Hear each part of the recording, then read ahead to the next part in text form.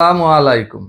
আজকের যে আলোচনা একজন কৃষক, ভোক্তা এবং ক্রেতা এই তিনজনের সমন্বয়ে আমাদের যে উৎপাদন ব্যবস্থাপনা হয় সেটা আমরা বিপণন করে থাকি এবং ভোক্তারা ক্রয় করে থাকে।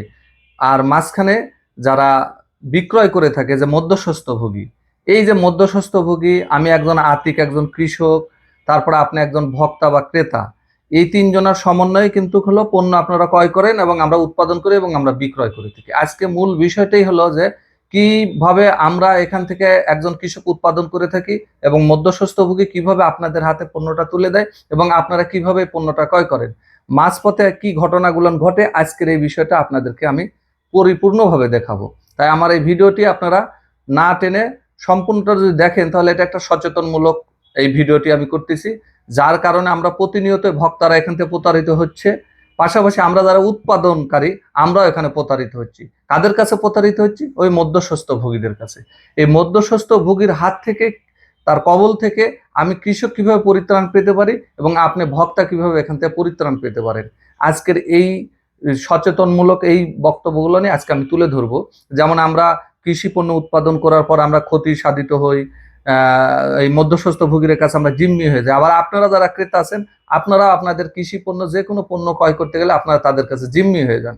এই জিম্মির হাত থেকে আমরা কিভাবে রক্ষা পেতে পারি? যেহেতু বাংলাদেশটা একটি হলো খোলা মার্কেট, এই খোলা মার্কেটের কারণে এখানে আপনার মনোপলি মার্কেট তৈরি করে তারা।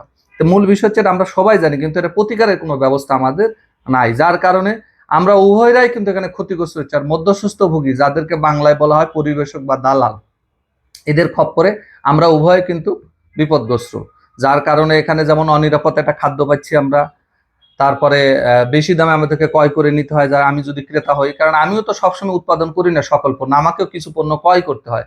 উদাহরণস্বরূপ যেমন আমি মাছ উৎপাদন করি, মাছ উৎপাদন করে যায় কিন্তু বিক্রি করে দিই একবারে বেশি মাছ, কিন্তু মাছ তো পরে আমাকে কিনে খেতে হয়, তাহলে আমি ওই মধ্যস্বত্বভোগীর হাত থেকে কিনতে গেলে আমাকে বেশি দামে ক্রয় করতে হয়। অনুরূপভাবে আমরা সকলেই উৎপাদক, আবার সকলেই কিন্তু ক্রেতা, কিন্তু ওই মধ্যস্বত্বভোগীর হাতে যে আমরা জিম্মি হয়ে যায়। লক্ষ্য করে দেখেন যে আজকে আপনাদেরকে যে বিষয়টা দেবো এটা একটা ঘি। লক্ষ্য করুন, আমার এই ঘি আমাদের নিজস্ব উৎপাদিত, আমার গরুর খামার থেকে আমরা এই ঘিউটা উৎপাদন করি। খালি আমি নয়, এটা বাংলাদেশে যত কৃষি পণ্য আছে সকল কৃষকই কিন্তু উৎপাদন করে। উৎপাদন করার পর আমরা কিন্তু ঘি আপনাদের কাছে বিক্রি করি না, কিন্তু আপনারাই আমাদের ঘি আবার নিয়ে নেন। তাহলে কিভাবে এই ঘিটা ক্রয় করেন আপনারা? এটাই হলো মূল মার্কেটিং এর একটা জায়গা। আমরা ঘি উৎপাদন করি, আমরা ঘি আপনাদের কাছে বিক্রি করি না। আমরা যেটা চাউল, আমরা কিন্তু এই যে লক্ষ্য করে দেখেন, এই যে চাউল, এটা পোলার চাউল, কিন্তু এই চাউলটাও আমরা উৎপাদন করি, কিন্তু এটা আমার জমির চাউল, কিন্তু কিন্তু আমরা আপনাদের কাছে বিক্রি করি না। কিন্তু আপনাদের কাছে আবার এই চাউলটা যায় কার কাছ থেকে কিনেন? ওই মধ্যস্বত্বভোগীর কাছ থেকে কিনেন। তাহলে এই বিষয়টা আপনাদেরকে দেখাবো। এরপরে দেখেন যে আমরা মরিচ উৎপাদন করি, এবং মরিচ, যে মরিচটা আমরা উৎপাদন করার পরে এটা খোলা মরিচ, কিন্তু এই যে লক্ষ্য করে দেখুন, এই মরিচ উৎপাদন, মরিচের গুঁড়া আমরা বাড়িতে খাচ্ছি এবং আমরা এই মরিচ বিক্রি করি।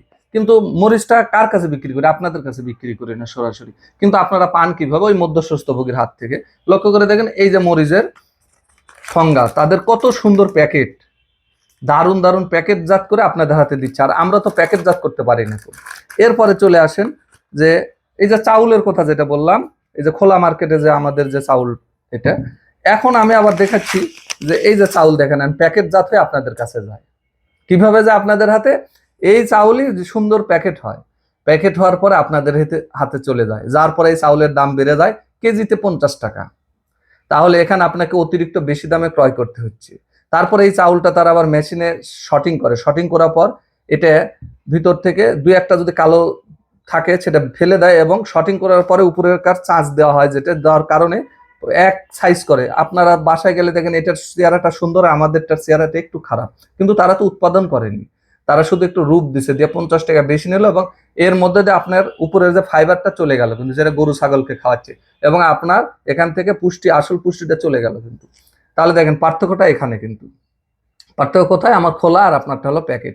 এই যে মধ্যস্বত্বভোগী, ওনারা কিন্তু উৎপাদন করে না, যে কোম্পানি এগুলো কাজ করছে এটা, তারা কিন্তু উৎপাদন করে না, তারা আমাদের কাছ থেকে নিয়ে যায়। তাহলে মধ্যস্বত্বভোগী তাই এইভাবে মার্কেট করতেছে। ঠিক মরিচের ক্ষেত্রে যেটা আমি আপনাদেরকে দেখালাম, যে এই যে প্যাকেটজাত মরিচ আর আমাদের খোলা মরিচ, তাহলে তাদের কাছে যাওয়ার পরে এই মরিচ যখন আমরা উৎপাদন করি, করার পর মরিচের 3-4টা কোয়ালিটি হয়। এই মরিচের মধ্যে যেগুলো ফটকা পোষা দাগি সেগুলো কিন্তু আমরা বাসার জন্য খাই না। আমরা ভালোগুলোই কিন্তু আমরা এটা মরিচ ভাঙ্গাই। কিন্তু যারা কোম্পানিতে থেকে যারা প্যাকেটজাত যারা নিচ্ছেন এই ধরনের, তারা কিন্তু লক্ষ্য করে দেখবেন যে তারা, আমরা তো দেখি তো বিভিন্ন কোম্পানি যত ভেজাল, যত যত কম দামের জিনিস তারা কিনে, কোম্পানি যত কম দামের জিনিস কিনে, কেনার পর সবচেয়ে বেশি দামে তারা বিক্রি করে। কিন্তু বিশেষ করে যারা প্যাকেটজাত, যারা মোড়কজাত করে যারা সেল করতেছে, আর এই জায়গাতেই কিন্তু আপনারা ঠকতেছেন এবং আমরা কৃষক উৎপাদন করার পরে ঠকতেছি। এটা হলো মরিচের ক্ষেত্রে গেল, চাউলের ক্ষেত্রে গেল। এরপরে চলে আসেন যে এটা হলো আমার হলো যে কাঁচামরিচ। এটা হলো কাঁচামরিচ, আমরা জমিতে উৎপাদন করি এই কাঁচামরিচগুলো। কিন্তু মূলত হচ্ছে যে কাঁচামরিচটা যে আমরা উৎপাদন করি, এটা তো কাঁচামাল, এটা তো আসলে আমরা তো প্যাকেটজাত করে দিতে পারি না বা সম্ভব না, এটা কোম্পানিও পারে না, কারণ এটা প্যাকেটজাত করতে পারে না, যার কারণে এইটা তাদের হাতে নাই। এটা তারপরেও এক শ্রেণীর হাতে আছে। যখন আমরা বিক্রি করি বাজারে, যদি উদাহরণস্বরূপ যদি আমরা 50 টাকা কেজি বিক্রি করে আসি, তাহলে আড়তদার এখান থেকে 10 টাকা লাভবান মানে কমিশন কাটে। তারপরে এখান থেকে যে আপনার পাইকারি নেয় সে কাটে, তারপরে ওখান থেকে যে হোলসেলের পর যে রিটেলার যায় সে আবার 10 টাকা কাটে। এটা আপনাদের হাতে যেতে যেতে যে 100 টাকা হয়ে যায়। কিন্তু আমি কৃষক উৎপাদন করে পেলাম 50 টাকা 6 মাস লালন পালন করার পর, আর আপনি যা কিনতেছেন 100 টাকা, মাঝখানে মধ্যস্বত্বভোগী। তাহলে এই জায়গা থেকে আমরা কিভাবে পরিত্রাণ পেতে পারি? এরপরে দেখেন যে আমাদের সেই পেঁয়াজের কথা বলি। পেঁয়াজের বাজার বর্তমানে আজকের বাজারে আমি দেখলাম যে আমরা 20 টাকা কেজি বিক্রি করতেছি পাইকারি, এই যে পেঁয়াজ এটা। কিন্তু আমি শহরের বাসায় আসছি, হঠাৎ করে আমার বাসা থেকে আনা হয় না পেঁয়াজ, এই পেঁয়াজ আমাকে কিনতে হলো কিন্তু বাজারে থেকে 40 টাকা কেজিতে। তাহলে মাঝখানে মধ্যস্বত্ব ভোগীর কারণে কিন্তু আমরা কৃষকরা যেরকম কম দাম পাচ্ছি, আপনারা বেশি দাম দিয়ে ক্রয় করতে হচ্ছে ভোক্তাকে। তাহলে এই মধ্যস্বত্ব ভোগীর হাত থেকে আমাদেরকে রক্ষা পাওয়ার উপায় কি, পরিত্রাণ কি? এই যে আরেকটা জিনিস দেখেন লক্ষ্য করে, এটা হলো আমার হলুদ। এটা আমাদের বাগানের, আমাদের জমিতে চাষ করা হলুদ, আমরা কৃষকরাই উৎপাদন করে থাকি। এই হলুদ যখন আমরা উৎপাদন করছি আমাদের খোলা, আর যখনই আপনার হলুদ এরকম প্যাকেটজাত আসবে যখন বিভিন্ন কোম্পানির, সেই দামটা ডাবল হয়ে যাবে। বাজারে যদি এটার দাম থাকে হলো 10 টাকা, এটার দাম হয়ে যায় 20 টাকা, শুধু পার্থক্য প্যাকেটের কারণে। আর আমরা নিজেকে মনে করি যে প্যাকেটজাত খেলে বোধহয় আমরা ভালোটা খাচ্ছি। তাহলে আমাদের যে সমস্যাটা হয়ে গেছে যে আমরা উৎপাদক হওয়ার পর আমরা সঠিক মূল্য পাই না। আবার আপনারা ভোক্তা, উৎপাদনই করি তো ভোক্তার জন্য, আর মধ্যস্বত্বভোগী তো উৎপাদন করে না। তাহলে মাঝখান থেকে তারা কিন্তু ডাবল দামে আপনাদের কাছে বিক্রি করতেছে এবং আপনার এটা ক্রয় করতেছে। তা আলহামদুলিল্লাহ বর্তমানে যেহেতু নেটওয়ার্কের যুগ, একটা আধুনিক যুগ, এখন আমরা এই মেসেজগুলো দিতে পারতেছি। এক সময় আপনার নোয়াখালী, কুমিল্লা, ঢাকা থেকে একটা পণ্য তো আমি আপনাকে দিতে পারবো না, আমাদের সে লোকবল না, যেহেতু আমরা উৎপাদন করি। এখন এই অনলাইন মার্কেটিং এর মাধ্যমে আমরা কিন্তু, কৃষকরা কিন্তু এটা সরাসরি আমাদের কাছ থেকে ভোক্তারা কিন্তু অলরেডি কিন্তু এক শ্রেণীর সচেতন যারা ভোক্তা আছেন, তারা কিন্তু আমাদেরকে অলরেডি ইনবক্সে আমাদেরকে যোগাযোগ করে যে আতিক ভাই আমাদের পেয়ারা লাগবে, আমার ড্রাগন লাগবে 5 কেজি 10 কেজি, আমার ঘি লাগবে, আমরা যেটা উৎপাদন করে থাকি আর কি। হ্যাঁ, তো আমাকে কি দেওয়া সম্ভব? এখন দেওয়া সম্ভব কি জন্যে, যেমন আমরা কুরিয়ারের মাধ্যমে আমরা দিয়ে দিই, হোম সার্ভিস, একে বাড়িতে পৌঁছায় দিয়ে দিচ্ছে। এটা একটা আমাদের আশীর্বাদ। এর মাধ্যম দিয়ে আমরা মধ্যস্বত্বভোগী বাদ দিয়ে সরাসরি আমি কৃষক এবং আপনি ভোক্তা, আপনাদের হাতে আমরা কিন্তু পৌঁছা দিতে পারতেছি। কিন্তু এই জায়গা থেকে আমরা অনেক পিছিয়ে আছি। কেন পিছিয়ে আছি? কারণ আমরা প্রত্যেকটা কৃষকরাই ম্যাক্সিমাম ক্ষেত্রে দেখা যায় যে আমরা অশিক্ষিত এবং অসচেতন, যার কারণে এটাকে আমরা ওইভাবে গুরুত্ব দিয়ে দেখিনি। কেবলমাত্র কিছু এক শ্রেণীর শিক্ষিত কৃষকরা এটাকে করতেছে। এর মাঝে আপনার যারা নিজস্ব খামারি, যাদের নিজস্ব উৎপাদন আছে, নিজস্ব কৃষক যারা, তারা তাদের কাছ থেকে যখন পণ্যটা সরাসরি একজন ভোক্তার হাতে যাবে, এই জায়গা থেকে ভোক্তা যেমন পাচ্ছে, আপনি ভোক্তা হিসেবে পাচ্ছেন একটা নিরাপদ নিশ্চয়তার জায়গা কৃষকের কাছ থেকে। কারণ কৃষকই তো উৎপাদন করে, কৃষকই একমাত্র পারে আপনাকে এর নিশ্চয়তা এবং উৎপাদনে নিশ্চয়তা প্রদান করতে। একজন মধ্যস্বত্বভোগী কখনোই আপনাকে এটা নিশ্চয়তা দিতে পারে না যে আমার পণ্যটা সেরা বা আমার পণ্যটা অরিজিনাল বা খাঁটি। এই এই এই কথা কখনোই একজন কৃষক ছাড়া আপনার একজন উৎপাদকই বলতে পারে, কৃষক এবং উৎপাদক, কিন্তু কোনো মধ্যস্বত্বভোগী কোনো দোকানদার বলতে পারবে না, কারণ সে তো উৎপাদন করে না। বরঞ্চ এই মাঝপথে আরেকটা শ্রেণীর ব্যবসায়ী আছে, যারা কৃষকের পণ্য নিয়ে যাওয়ার পর তারা আবার এটাকে মোটিফাই করে সেটার সাথে ভেজাল যুক্ত করে তারা আবার বাজারজাত করতেছে।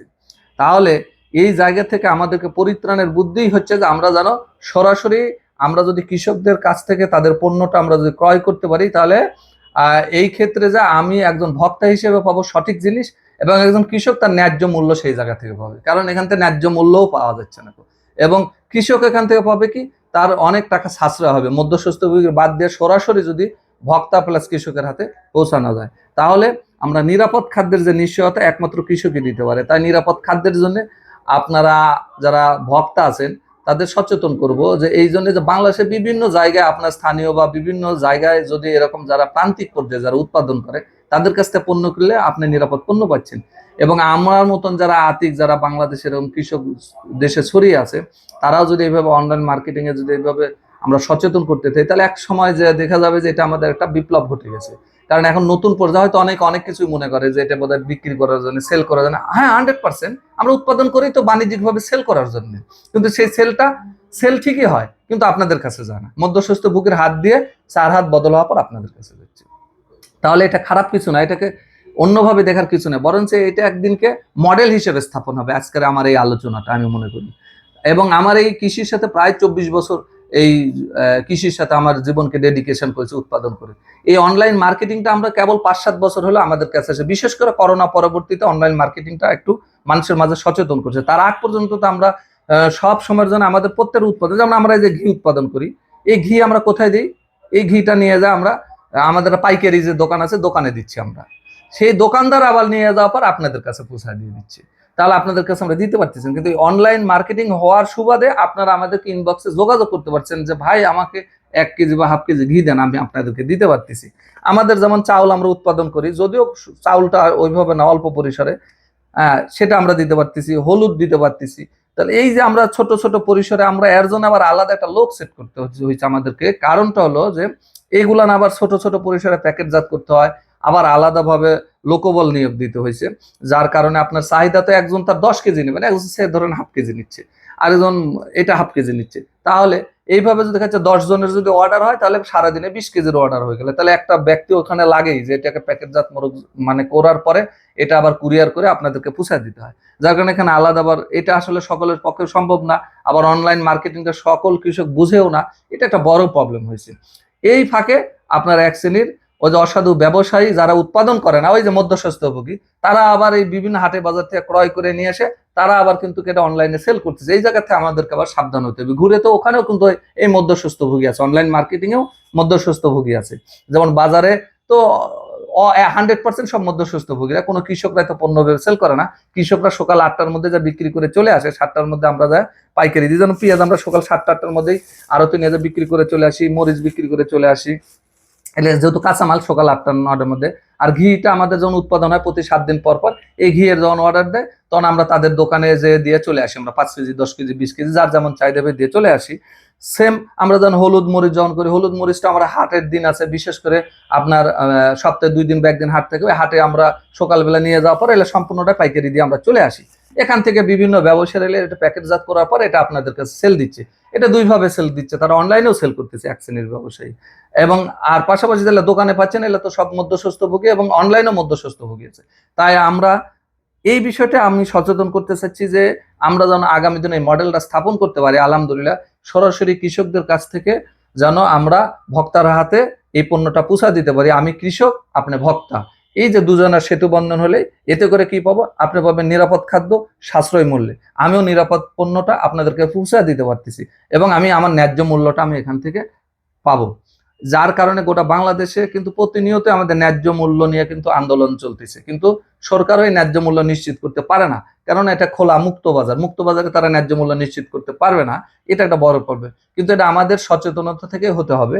যার কারণে আজকে আমার এই ভিডিও চিত্রটা আপনাদের মাঝে তুলে ধরা, যে যাতে করে আমরা এই জায়গা থেকে আমরা যেন সচেতন হই। আপনারা ভিডিও দেখার পরে হয়তো মনে করবেন যে আতিক ভাই শুধু মনে হয় ব্যবসার জন্য বলছেন, না, একটা ব্যবসা না, আমার কাছ থেকে পণ্য নিতে হবে না। আপনার বাড়িতে তো খাবারের টেবিলে তো আপনাকে ঘি লাগেই, খাবেনি, পোলোয়া তো লাগবেই, চাউল আপনাকে কিনতেই হবে, যেখান থেকে কিনেন।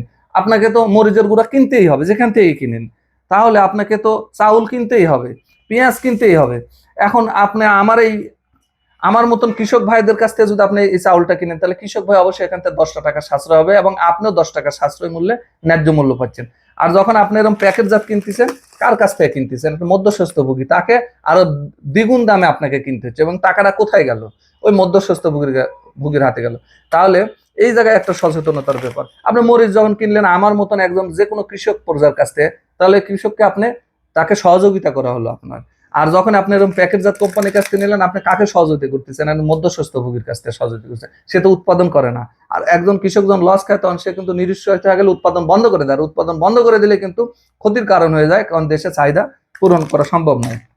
সেম আপনি আমাদের ঘিতে যে খোলা একটা সাধারণ প্লাস্টিকের বয়ামে ঘি আছে, কিন্তু আপনি যখনই এই বাজারে যাবেন দেখবেন ভালো টিনের কৌটা থেকে ইনটেক প্যাকেট করা একবার রঙিন খামে যে আছে, সেটার দামও আমি দেখলাম কালকে বাজারে যে এর দ্বিগুণ দামে তারা বেচতেছে। কারণ আমাদের খোলাটা আপনাদেরকে হয়তো ভালো লাগবে না, পছন্দ হবে না, কিন্তু আমাদের ঘি তো তারা নিয়ে যাচ্ছে। নিয়ে যাওয়ার পর আমি নাম বলবো না কোনো কোম্পানির, বড় বড় কোম্পানি তারা মোরকজাত করে সেই রকম প্যাকেট করে আমাদের কাছ থেকে নিয়ে তারা ডাবল দামে বিক্রি করতেছে আমাদের মতো কৃষকের কাছে, তারা উৎপাদন করে না। এটা তো আর কৃষি তো আর মেশিন না যে যন্ত্রের ভিতর দিবেন আর মেশিন যন্ত্রের ভিতর দিবেন আর ওদিক দিয়ে বাড়ায় চলে আসবে। কৃষিটা হলো একেবারে প্রান্তিক পর্যায়ে উৎপাদনমুখী একটা পণ্য, যেটাকে উৎপাদন করে এখানে আসতে হয়। তে ইচ্ছা করলে তো একটা কোম্পানি তার উৎপাদন করতে পারে না, তারা এই যে বাজার থেকে কিনে নিয়ে যাওয়ার পর আমাদের মতো কৃষকদের কাছ থেকে কিনে নিয়ে যাওয়ার পরে তারা এই কাজগুলো করে থাকে। যাই হোক, সবার সুস্বাস্থ্য দীর্ঘ কামনা করি, এবং আমাদের এই চ্যানেলটি আপনারা লাইক এবং সাবস্ক্রাইব করে আমাদের সাথেই থাকুন।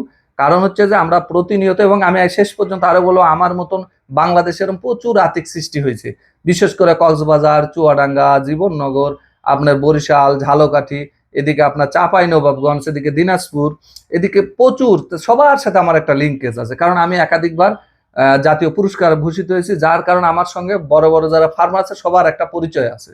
এবং সবার উদ্দেশ্যে বলবো যে সবাই জানাবে অনলাইন মার্কেটিংটা যদি করতে থাকি আমরা, তাহলে একটা সময় এটা খোলা মার্কেটের মধ্যে যে আমরা পণ্যগুলো ক্রয় করতেছি, মধ্যস্বত্বভোগী বাদ দিয়ে সরাসরি আমাদের সাথে কৃষকদের সঙ্গে ভোক্তার একটা সেতু বন্ধন হবে। এবং এই আশা এবং ব্যক্ত রেখেই সবার সুস্বাস্থ্য দীর্ঘ কামনা করে আজকের মতো এখানে বিদায়। আসসালামু আলাইকুম।